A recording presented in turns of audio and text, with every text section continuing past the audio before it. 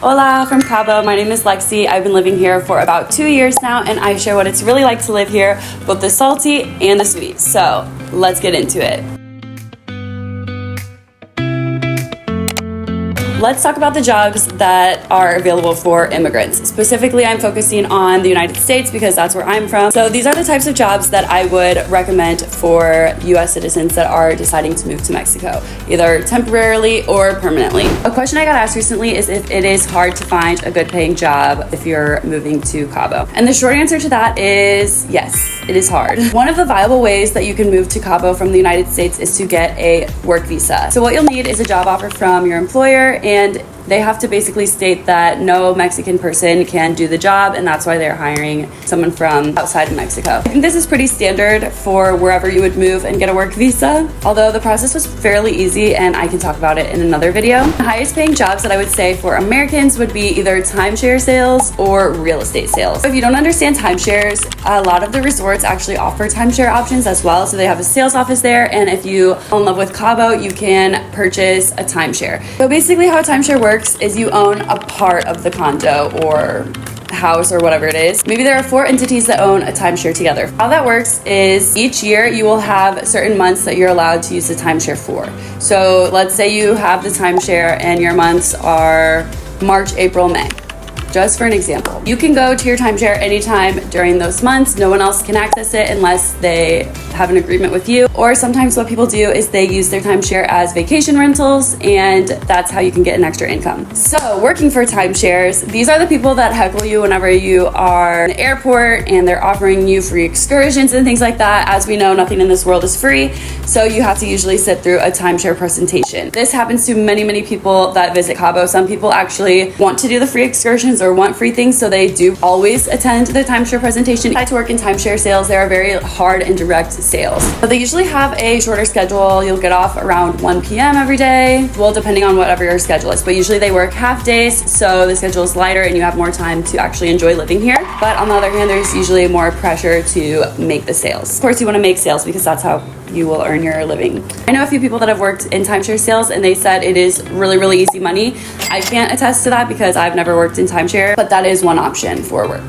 The next best option, I think, is real estate. And of course, real estate is actually a lot of work. It's much harder than just thinking, okay, I'm just gonna go sell a lot of stuff. You probably need to have some connections before you start. I would recommend, if you wanted to do real estate here, to reach out to brokers and other agents and just start networking right away. But it's definitely a hustle. You have to have a lot of drive and be really a self-starter. I know that's so cliche, but it's really true. But if you are a hard worker and real estate comes very naturally to you, this is a great place to do it because there's tons of new developments, or people sell their vacation homes, things like that, and the commissions are really good here. I worked in real estate here for a few months actually with a broker, so I saw a lot of what goes on, and it really is a great business if you're good at it. The biggest business in Cabo is hospitality because, of course, this is a vacation spot, so everyone comes on vacation and they need a place to stay.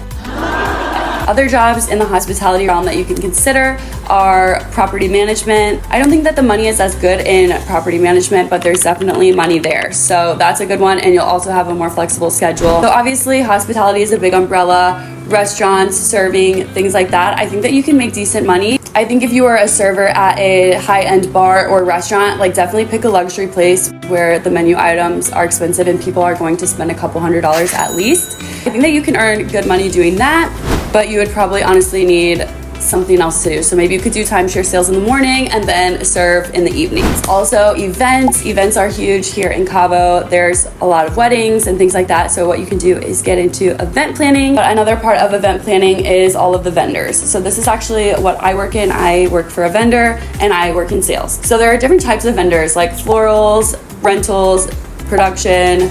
Those are the main 3. And then of course there are hotels.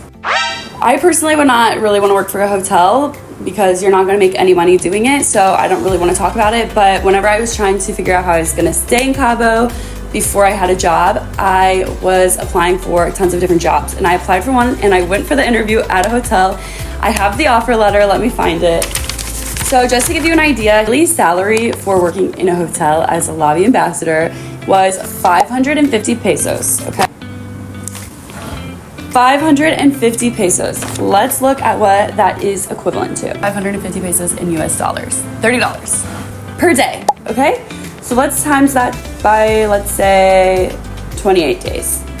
$830. That's what you're making a month, okay? So I don't really think that that's sustainable. Of course, they told me that I would also be making tips, and those are paid out once a month. And it says here that there is a 950 peso grocery budget that they give to you. So that helps, I guess, a little bit. Other possibilities for work, everything has to do with tourism, really. So you can do fishing charters, you can work in a scuba dive school, surf lessons, also obviously like bartending, serving, I already mentioned. There's also a wellness scene in Cabo. There are yoga teachers, fitness instructors, all of that is pretty popular as well. And then another option that I have come across is Workaway programs. So I've met a couple girls that have done Workaway programs where they're only living here for like 3 to 6 months. The girls that I've met that have done Workaway have all been European, but I think that it's a really cool thing and I wish I knew about it whenever I was a little bit younger. Here's how I believe Workaway works. It is exchanging work for housing and food, and there's no paycheck. Again, I don't know for sure if that's how Workaway works. So those are the types of jobs that I would really recommend the most. Timeshare sales, real estate sales, or events, hospitality. I really don't think that if you do water sports or teach yoga or things like that, that you're gonna make a sustainable living. I think that you would have to have 2 jobs. So maybe you could be a yoga instructor in the morning and then go to a serving job or bartending job in the afternoon, evening. I don't know, just an idea.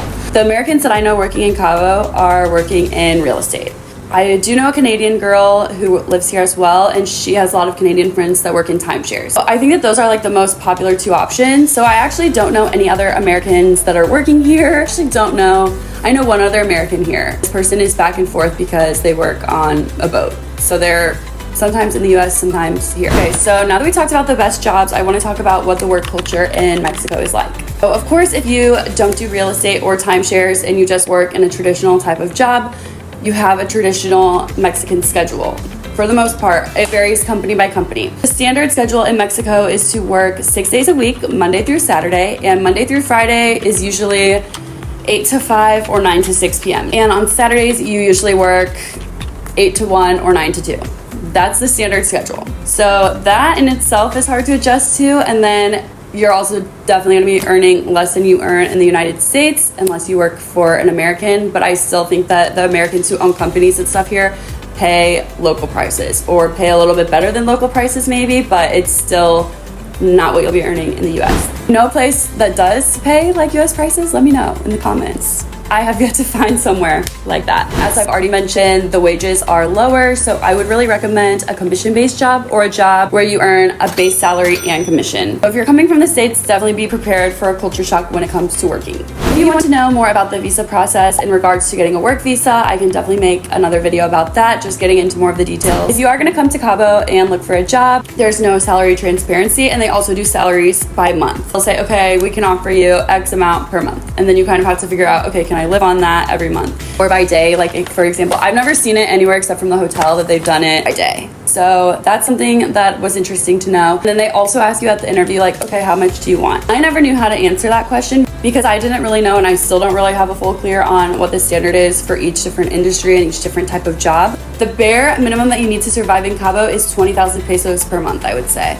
There are people that make less and that can make their money stretch, but being from the States, 20,000, and that's still really, really low. So 20,000 per month is 1,075 US dollars per month to survive on. If you really want to be like okay and make enough money to be able to save some or be able to like go out and do fun things, I would recommend asking for 30,000, but that's really hard. That might not even be like a full paycheck that you get in the States. That might be like half or a quarter or a third of a paycheck that you would make in the States, and that's what you're making per month. So just remember that. But of course, I already talked about what the cost of living is like, and if you're gonna work in Mexico, what like you can expect for rents, groceries, and things like that. If you wanna check out that video, it's already available, and it can kind of give you an idea of what you'll be spending every month and what you'll need to earn. If you are serious about moving to Cabo and you're having a hard time finding a remote-based job, just like I did, and you decide that you wanna take the path to get a work visa and get your residency that way. I would recommend thinking about sales, real estate, and events. Those are really like